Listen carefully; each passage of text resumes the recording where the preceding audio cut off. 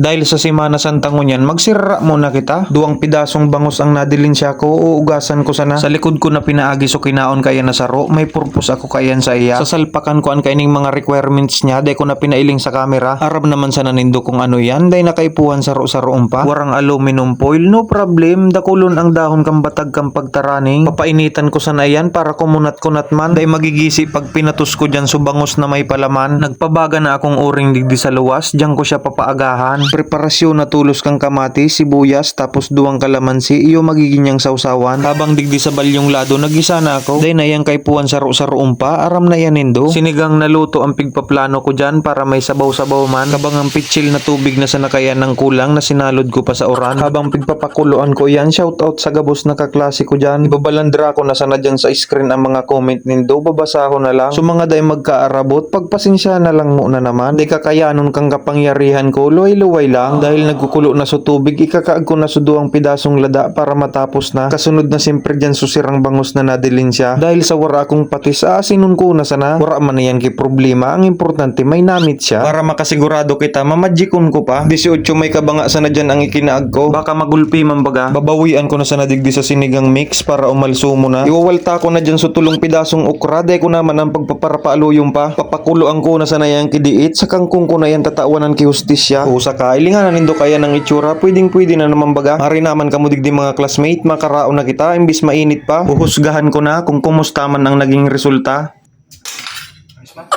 Pwede na ini, kaya mapisto na kami digdi sa gidli. Day ko naman pagpaparapalo yung pa ini. O paano mga classmate hanggang sa muli? Magkaraon tabi. Karaon! Ay, karaon!